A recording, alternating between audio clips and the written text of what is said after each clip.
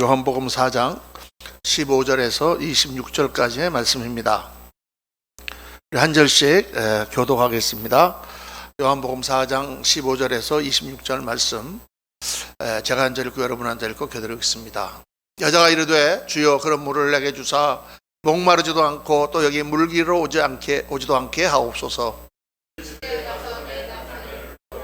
여자가 대답하여 이르되 나는 남편이 없나이다. 예수께서 이르시되 내가 남편이 없다 하는 말이 옳도다.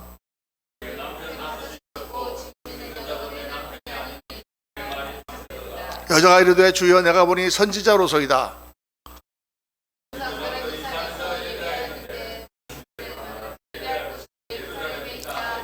예수께서 이르시되 여자여 내 말을 믿으라. 이 산에서도 말고 예루살렘에서도 말고 너희가 아버지께 예배할 때가 이르리라.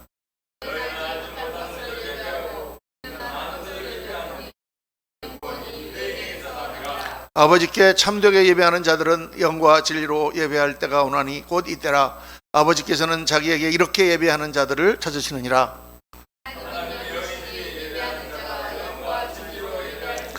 여자가 이르되 메시아 곧 그리스도라 하는 이가 오실 줄을 내가 아노니 그가 오시면 모든 것을 우리에게 알려주시리이다. 예수께서 이르시되 내게 말하는 내가 그라 하시니라. 아멘, 아멘, 아멘. 오늘 말씀은 영과 진리로 드리는 예배, 이 말씀 제목을 붙였습니다. 우리 오늘 지난주부터 요한복음 4장에 예수님께서 사마리아 성에 가셔서 거기 수가의 우물가에 한 여인을 만나 공고한 인생을 살아가는 한 여인을 만나서 그와 대화하시는 그 장면을 계속 묵상하고 있습니다. 근데 이 장면 가운데 지금 굉장히 중요한 오늘 말씀, 예배에 대하여 주님께서 말씀하십니다. 왜 예배가 갑자기 여기에 튀어나오는 것일까? 왜 예배라고 하는, 영과 진리로 드리는 예배라는 그 개념이 지금 예수님과 이 또 권고한 결혼을 5번이나 하고 지금 살고 있는 남자도 자기 남편이 아닌 그런 여인과의 대화 가운데 왜 이 예배 문제가 중요한가? 오늘 그 말씀의 그 해답을 찾아보기를 원합니다. 지금 예수님과 이 여인의 그 모든 대화는 사실 이게 글로 쓰여져 있기 때문에 정확하게 우리가 어떤 분위기에서 이 말씀을 하는지 잘 몰라요. 이 글로 쓰여진 데다가 이를 또 번역하면서 이 여인이 예수님께 말하는 거는 전부 다 뭐 그렇게 하소서, 뭐 그렇게 하나이다 이런 식으로 쓰고, 또 예수님의 그 여인에게 하는 말은 내 남편을 데려오라 뭐 이렇게 글을 번역을 그렇게 해놨기 때문에 이거를 그냥 읽어보면은 이거 도대체 어떤 분위기하에서 이 말씀이 나오는지를 잘 모릅니다. 그런데 전체적으로 이 문맥을 다 살펴보면서 또 언어를 이렇게 살펴보면 지금 이 장면은 예수님과 이 여인의 대화가 결코 이렇게 아주 스무스하게 아주 화기애애하게 진행되는 그런 대화가 아니다라는 걸 알 수가 있습니다. 이 여인은 지금 굉장히 삐뚤어져 있어요. 삐딱해요. 처음부터 아니 유대인인 당신이 왜 나한테 물 달라 그러냐 이렇게 삐딱하게 나옵니다. 그러면서 계속 예수님이 하시는 그런 말씀에 계속 토를 달고 계속 반론을 제기하죠. 그런 가운데 오늘 말씀을 이해해야 이 말씀이 이해가 됩니다. 이 말씀 보면은 이 대화를 한번 살펴보겠습니다. 그냥 성경에 나오는 내용이 아니라 우리가 보통 일반적인 말로 한번 풀어가지고 이 내용을 한번 살펴보겠습니다. 그림까지 그려놓으셨네요. 그러실 필요 없는데, 처음에 예수님께서 거기 피곤하셔서 우물가에서 나에게 물을 좀 달라 이렇게 말하니까 그 여인이 그냥 물을 나그네가 지나가다가 물 달라 하면 물을 주면 되잖아요. 그런데 당신은 유대인인데 왜 나한테 물 달라고 합니까? 유대인은 사마리아인과 상종하지 않지 않습니까? 삐딱하게 나오는 거 처음부터. 그러니까 예수님께서 내가 너에게 물을 달라고 했는데 내가 정말 물을 달라고 하는 사람이 누군 줄 알았으면 네가 나한테 물을 달라고 했을 거다. 이 말은 무슨 말입니까? 물이 필요한 사람은 내가 아니고 너다. 내가 지금 뭐 목이 말라서 너한테 물 달라고 했지만 정말 물이 필요한 사람은, 인생의 공고한 광야와 같은 삶에서 물이 필요한 사람은 바로 너다. 그러니까 아니 두레박도 없으면서 어떻게 여기서 물을 읽겠단 말입니까? 또 뭐 다른 우물이 있어요? 이 우물은 우리 조상 야곱이 판 우물인데 여기서 우리가 2000년 동안 물을 마시지 않았습니까? 무슨 물이 있단 말입니까? 하고 여인이 또 따시죠. 그러니까 예수님께서 내가 주는 물을 마시는 자는 영원히 목마르지 아니하리니 내가 주는 물은 영생하도록 솟아나는 샘물이 되리라. 이렇게 말씀합니다. 그러니까 이제 그 다음 말씀이 이 여인이 뭐라고 하냐? 주여 그런 물을 내게 주사 목마르지도 않고 또 여기 물기르러 오지도 않게 하옵소서. 이게 성경을 이렇게 그냥 읽어보면은 갑자기 그 말을 듣고는 저한테 그 물을 주세요. 이렇게 우리가 이해가 되지만 사실 이게 그런 뜻이 아닙니다. 이게 무슨 뜻이냐? 영원히 목마르지 않는 물? 그런 게 있어요? 그런 게 있다면 나한테 한번 줘보세요. 이렇게 나오는 것이죠. 이게 무슨 갑자기 여인이 거기서 마음이 확 이렇게 풀어져 가지고 저한테 그 물을 주시옵소서 이렇게 한 게 아니에요. 이렇게 한 게 아니고 영원히 목마르지 않는 물이라. 그거 좋은 물이네. 좋은 말씀이네. 그런 물이 있다면 얼마나 좋을까요? 그런 물 한번 줘보세요. 그럼 내가 여기 이렇게 수고스럽게 물기르러 나오지 않아도 되잖아요. 이렇게 지금 여인이 삐딱하게 따지는 것입니다. 그러니까 예수님께서 바로 가서 내 남편을 불러오라. 이렇게 말합니다. 그 여인이 이게 우리가 전도할 때 보면 항상 이런 식의 대화가 오고 갑니다. 우리가 복음의 말씀을 전하고 예수님을 전하면은 사람들이 그 말씀 받을 때 어떻게 받습니까? 뭐 그런 게 있어? 그거 참 좋은 거네. 영생이 있다고? 있으면 좋겠지. 뭐 이런 식으로 따지고 들잖아요. 그렇죠?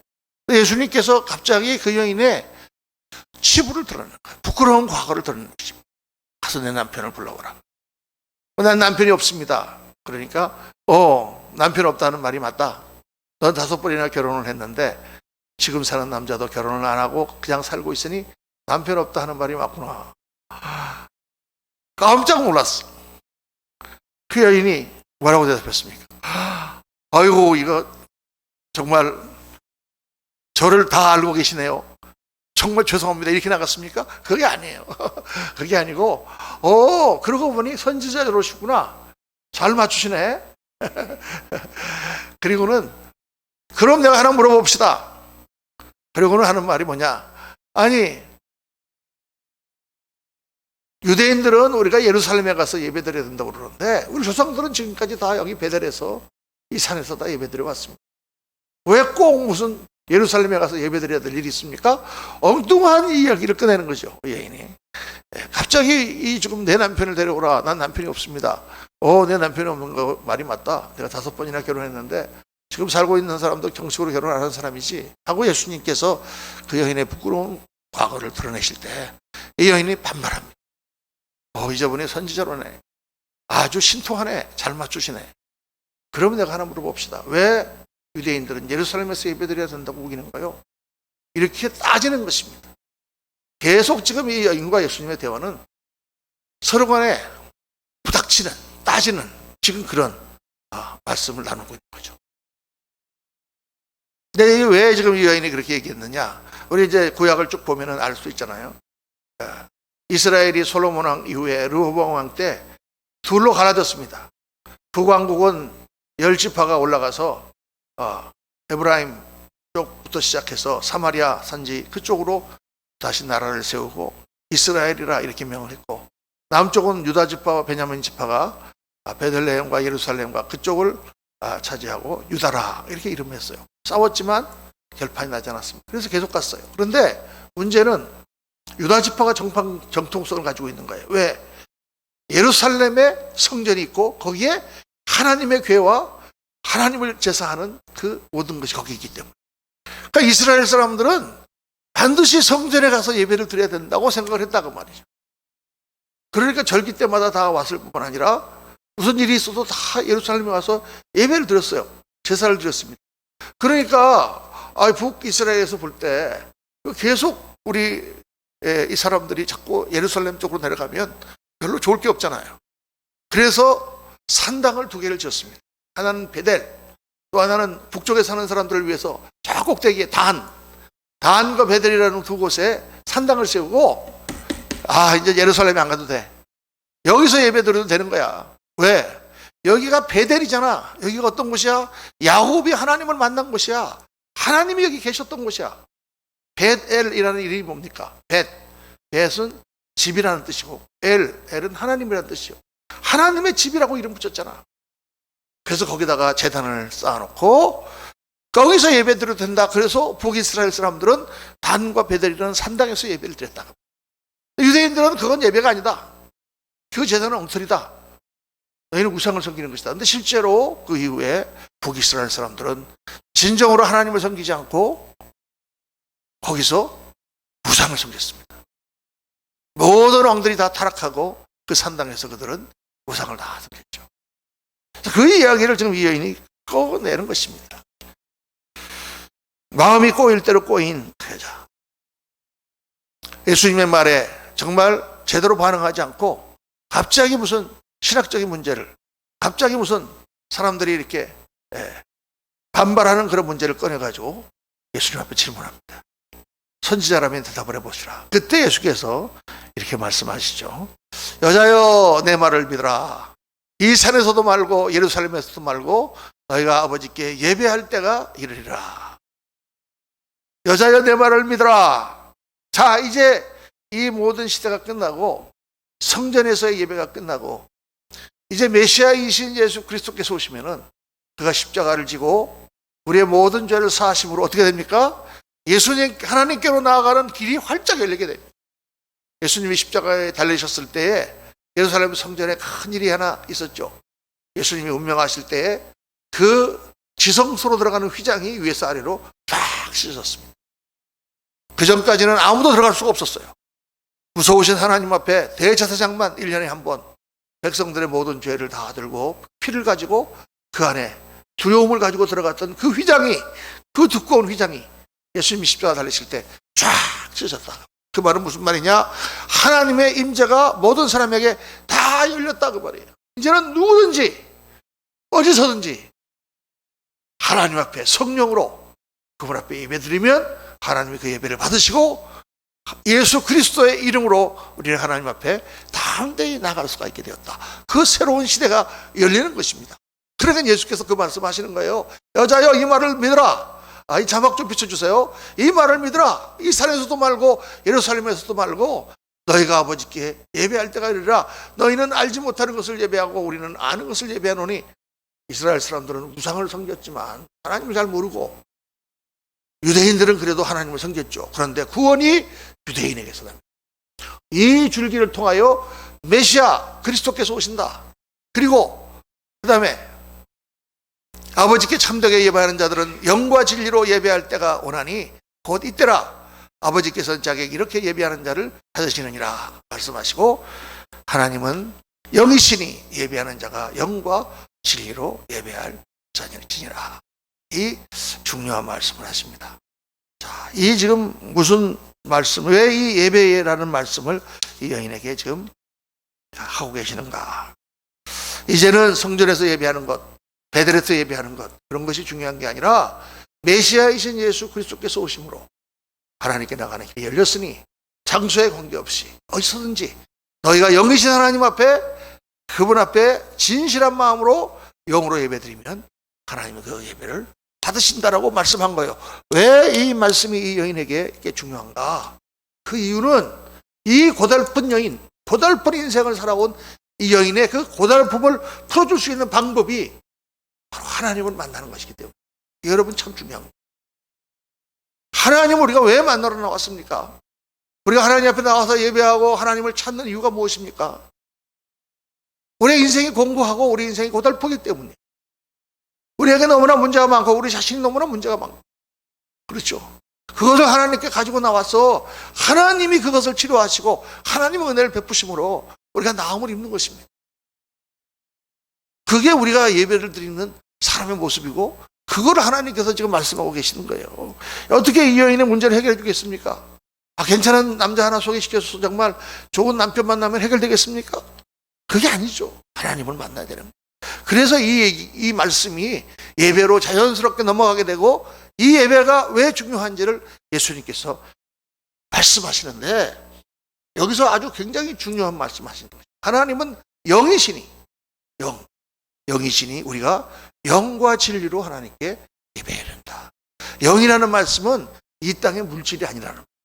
보이는 하나님이 아니라는 말씀, 차원이 다른 곳에 계신 하나님이라는 말씀. 하나님과 영으로 우리가 교통할 수 있는 유일한 길은 내 마음을 열고 내 안에 하나님의 영을 모시고 그래서 하나님과 내가 교통하는 것밖에 없어요. 하나님의 성령이 내 안에 들어오셔야 돼요. 그 성령이 들어왔을 때 우리의 영이 열리고 호련히 살아계신 하나님을 보게 되고 그 하나님의 임재 앞에 우리가 서게 되는 것입니다. 세상 사람들은 다 영이 지금 닫혀있고 영이 죽은 것처럼 돼 있기 때문에 아무리 하나님을 얘기해도 그 사람들은 전혀 믿으려고도 하지도 않고 깨닫지도 못하는 거예요. 그런데 예수님을 영접한 사람들은 어떻게 되느냐? 예수님을 영접한 사람들은 성령께서 그때 우리 안에 들어오셔서 우리의 영을 깨워주시기 때문에 살아계신 하나님을 보는 거예요. 우리 여러분 이 자리에 다 앉아서 예배 드리실 때 이 자리에서 우리들의 예배를 받으시는 하나님 보이십니까? 안 보이시는가 봐. 영으로 보이잖아요. 하나님이 계시잖아요. 아멘? 믿습니까? 이 자리에 하나님이 안 계시다면 왜 여기 나와서 앉아있나?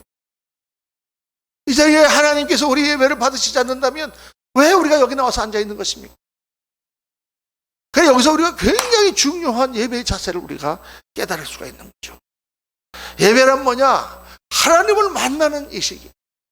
하나님을 만나는 예식. 근데 하나님을 만나면 우리가 어떻게 될까? 우리가 하나님께 뭘 드릴까요?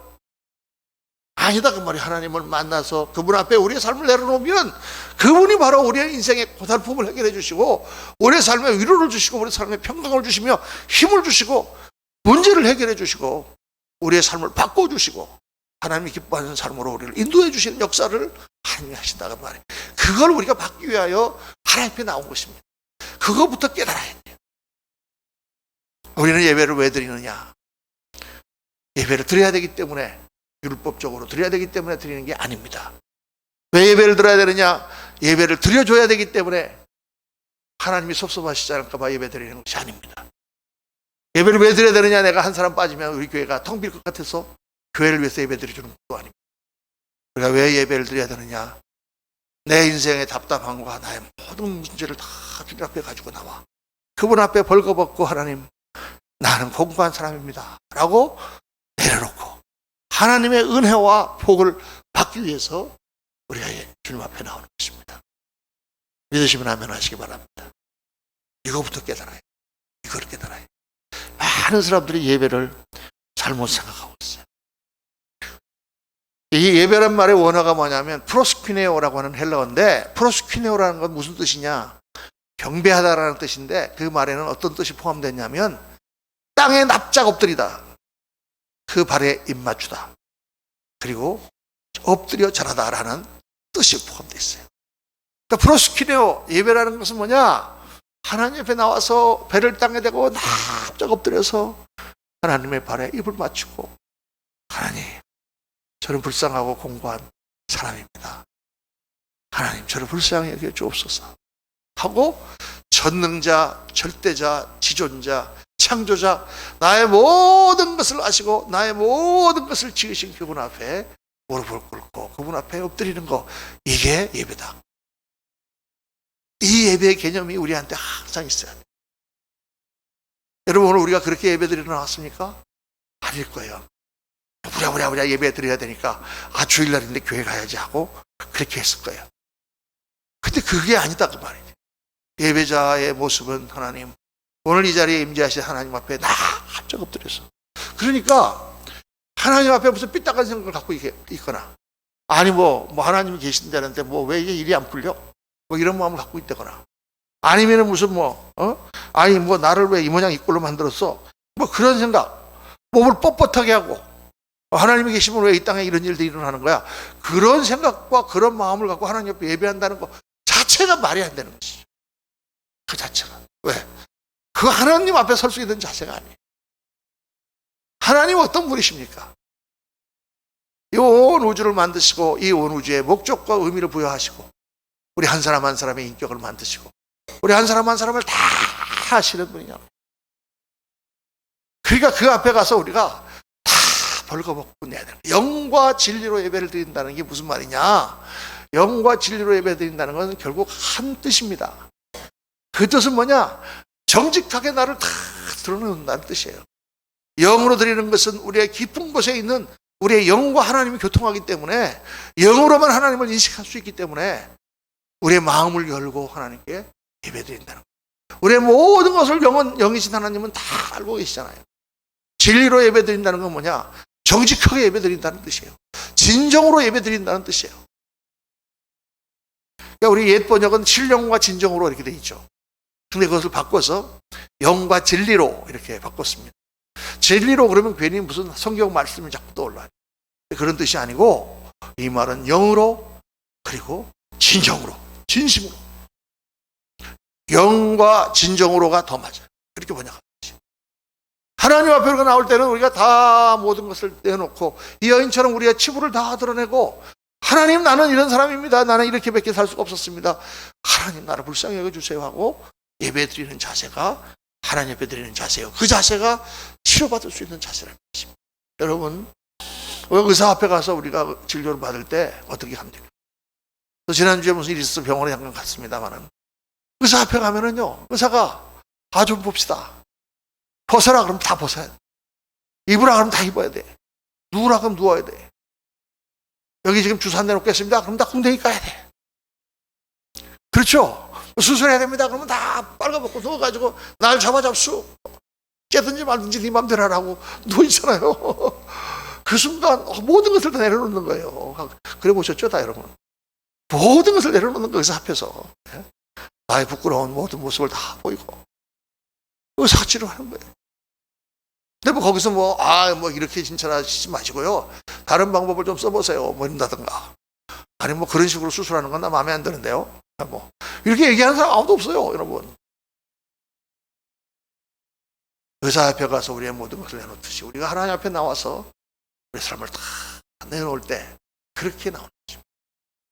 하나님, 내 가면을 다 벗고 내 안에 있는 모든 것을 다 드러내고 내 자존심이라든가 내 무슨 갖고 있는 나의 교만, 나의 생각, 나의 이론 이런 것을 다 내려놓고 하나님, 나를 아시죠? 형편없는 나를 아시죠? 이 고달픈 나의 인생을 아시죠? 하나님, 도와주세요. 치료해 주세요. 그때 어떤 역사가 일어나냐? 치료의 역사가 일어나요. 하나님이 고쳐주시는 역사가 일어나요. 물론 예배, 개인적으로 기도하는 거, 이것도 예배죠. 하나님을 만나는 것이고 하나님과 교통하는 것입니다. 물론 우리가 깊은 기도를 해서 하나님 앞에 이렇게 하나님과 교통하고 하는 그런, 하지만은 일반적으로 우리가 무슨 문제가 생기고 했을 때 기도하면 다 기도 가운데 그렇게 클리어한 시원한 답이 나오지 않아요. 여러분 다 해보시면 아시잖아요. 기도했다고 하나님께서 이래라 그러는 것도 아니고 마음은 더 답답해지고 그냥 1시간씩 기도하고 그냥 하나님께 맡겼으니까 알아서 하시겠지 하고 나오지만 이 기도라고 하는 것이 자기 생각하고 다 이렇게 믹스업 돼갖고 하나님과 교통을 하지만은 사실 제대로 교통하지 못해요. 그래서 예배가 중요한 거예요, 여러분. 예배는 하나님께서 우리에게 정말 모든 성도들을 만나시겠다고 만들어 놓으신 자리예요. 예배에 나올 때 다른 거 아무 필요 없습니다. 우리 자세를 하나님 앞에 다 낮추고 우리의 모든 자존심 버리고 하나님 앞에 나와서 전부 다 갖춰놓을 때 하나님 치료하신 역사가 나타나요. 지난 주말에 사실 여러분 제가 굉장히 영적으로 육신적으로 힘들었습니다.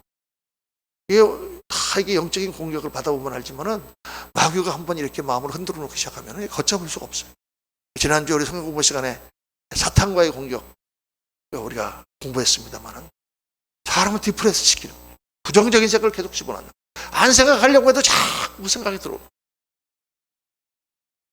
그러니까 아주 마음이 괴롭고 몸도 약해지고. 오늘 아침에 이제 주일 예배를 드려야 되는데 성령을 충만하지 않아.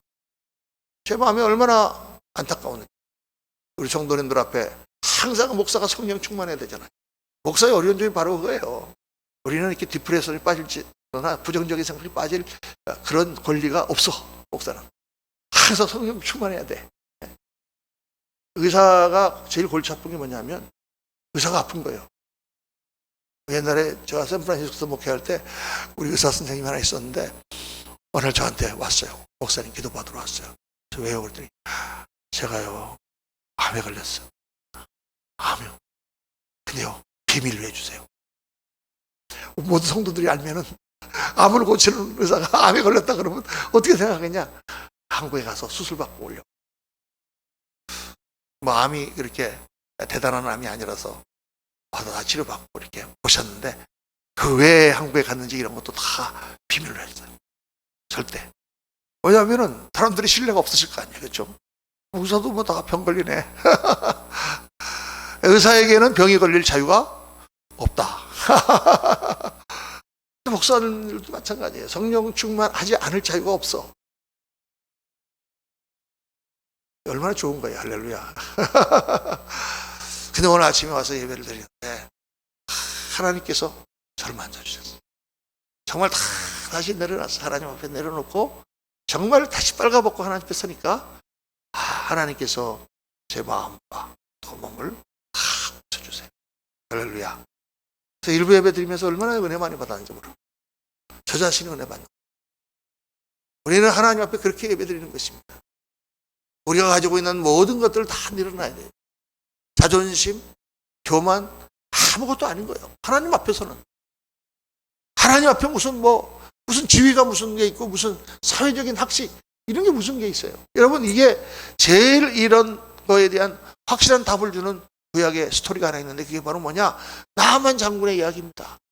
엘사 시절에 아람 제국이 엄청나게 컸어요. 아람이 있고 나서 가장 아람이 컸을 때 거기에 총 군대 사령관이 이름이 나만이죠. 나만. 아람 제국의 황제 다음에 실권을 가진 사람이고 황제도 두려워하는 사람이야. 모든 군사력을 갖고 있기 때문에. 하늘에 나는 새도 떨어뜨리는 권세를 가진 사람이 나만입니다. 그런데 이 나만에게 문제가 있었으니 바로 남들이 모르는 문둥병에 걸린 거예요. 나만. 그러니까 나만이 문둥병을 고쳐보려고 백방으로 의사와 백방으로 약을 써봤지만 낫지 않는 거예요. 그래 남들은 다 나만 장군님한테 나라신 분 막 이렇게 하지만 본인은 공부한 거예요. 이 문둥병 때문에 사람들이 알아서도 안 돼. 그런데 어느 날 그 밑에서 시중을 드는 히브리 여종이 유대에서 잡아온 여종이 그렇게 하는 거예요. 장군님, 제가 우리 동네에 선지자가 한 분 있는데 엘리사라는 선지자가 있어요. 그런데 그 사람한테 가서 치료 못 받은 사람이 없어요. 장군님도 한번 가보세요. 그 말을 들으니까 지푸라기라도 잡는 심정으로 나만이 그래 한번 가보자. 그래가지고 어디에 갔습니까? 수레에다가 금은 보화를 잔뜩 싣고 그리고 그냥 말을 타고 군대를 갔다가 몇백 명을 거느리고 엘리사가 있는 데를 갔어요. 엘리사 있는 데 가가지고 엘리사 선지자님 저 몇 킬로 원합니다. 나만이 왔습니다. 그러면 엘리사가 막 황급히 뛰어나서 아이고 나만 장군님 몇 가지 은일이시니까 이렇게 할 줄 알았는데 어떻게 해요? 엘리사가 자기는 나오지도 않고 어린 사원을 내보내면서 가서 나만 장군에게 요단강 물에 가서 7번 씻으라고 전해라. 끝. 나만이 얼마나 기분 나빴겠어요. 제가 어디 신방을 갔는데 신방을 갔더니 집사님이 거기 일하는 애를 내보내갖고 주인은 지금 바쁘니까 다음 주 오시라고 전화를 이렇게 하면 얼마나 신방 갔다 기분이 나쁘겠어요. 목사도 그런데 지금 이 대제국의 국방장관이 이거는 막 화가 머리끝까지 나서 당장 엘리사를 치고 싶었지만 또 그럴 수도 없고 돌아가자. 아람에는 무슨 강이 없어서 내가 깨끗한 강이 없어서 여기 개울 같은 요단강에 와서 몸을 내가 씻겠냐 하고 그냥 화를 내고 가려고 하니까 그때 지혜로운 부관이 옆에 있다가 참 선지자가 영험하다는데 그렇게 얘기하는데 그거보다 더 큰 일을 하라 그래도 할 거 아닙니까? 한번 해보시죠. 믿자야 본전인데. 그 말을 듣고 보니까 나만이 그럴까? 그리고는 요단강가에 가서 그 갑옷을 다 벗고 그 진물이 나는 문둥병 걸린 몸을 다 드러내고 요단강에 들어가. 여러분 사람들이 다 보는데 얼마나 창피했겠어요. 부하들이 어떻게 생각했겠습니까? 야 천하의 나만도 별 수 없구나. 문둥병 걸리니까 이제 선지자가 요단강에 7번 들어가라 그러니까 저 들어가고 있네. 그렇게 생각했을 거 아니에요. 창피했지만 이를 악물고 1번 들어가고 2번 들어가고 3번 들어가고 7번 들어갔다가 나오니까 온몸에 문둥병이 다 났고 깨끗하게 몸이 변하고 그 살결이 어린아이 살결 같이 되었더라. 할렐루야. 여기서 굉장히 중요한 것 하나님 말씀하시죠. 우리 인생은 다 공평하다는 것입니다. 이 여인 5번이나 결혼한 이 여인뿐만 아니고 천하를 쥐고 호령하는 나아만 군대 장관도 공고한 한 인생이라는 거예요. 우리 여기 나와 있는 저를 포함해서 우리 모두가 다 공고한 인생을 살고 있는 것입니다. 자기 자신의 문제와 여러 가지 환경적인 문제와 답답한 가운데 살고 있잖아요. 그런데 어떻게 그 모든 문제를 해결할 수가 있는가? 하나님을 만나야 되는 것입니다. 그 하나님 앞에 나올 때 자기의 갑옷을 다 벗고 자기의 모든 자존심을 다 벗어버리고 자기가 생각하고 있던 생각과 이론을 다 벗어버리고, 이론적으로 뭐 요단강 물에 7번 들어갔다 나오는 무슨 과학적 근거가 있습니까? 아이, 장모님, 그건 좀 비합리적이네요. 그 물이 무슨 뭐 약수물도 아니고 그런 거 아니죠. 그런데 그냥 하나님 앞에 나를 맡기는 것입니다. 그게 뭐냐? 그게 영과 진리로 예배한다는 뜻입니다. 마음을 열고 하나님 앞에 내 자신을 다 보이고 진실하게, 정직하게, 가리는 것 없이 하나님, 나는 이런 사람입니다. 그렇게 하나님께 나오면 어떤 역사가 일어나는가? 하나님의 치료 역사가 일어나요. 변화의 역사가 일어나요. 하나님 보여주신 능력의 역사가 일어나요. 하나님이 주시는 치료와 신유와 또 축복과 우리의 모든 일들 가운데 하나님의 살아계심을 보여주는 역사들이 일어납니다. 여러분, 굉장히 중요한 겁니다. 그래서 우리의 신앙생활 가운데 제일 중요한 것은 예배예요. 특히 주일 예배. 주일 예배 때 우리가 주일 예배를 빼먹지 말자, 율법적인 것으로 나오시면 안 돼요. 이날은 주의 날, 이날은 하나님께서 우리를 회복시키는 날, 이날은 우리의 모든 문제를 하나님께 나가와서 다 주님 앞에 펼쳐놓는 날, 이날은 우리가 다시 리해빌리테이션, 새롭게 우리가 일어나는 날, 그날이 바로 주일이요, 그게 우리의 예배가 되어야 됩니다.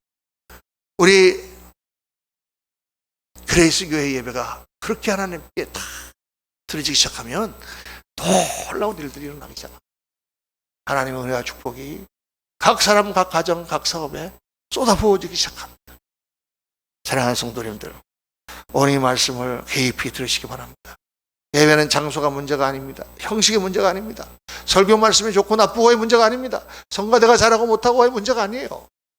예배는 하나님과의 만남에서 내가 배를 납작 엎드리고 그분 앞에 나의 모든 것을 내려놓고 하나님 앞에 경배드리는 것, 이게 문제고, 그때 하나님의 은혜가 우리에게 임합니다. 오늘 이 말씀을 깊이 들으시고 저와 여러분의 예배의 자세와 앞으로의 우리의 모든 삶에 살아계신 하나님의 놀라우신 임재와 그분의 손길이 다 미쳐서 구석구석 치료함을 받고 새롭게 되고 또 영광을 나타내는 저와 여러분 되시기를 예수님 이름으로 축원합니다. 기도하겠습니다. 아버지 하나님,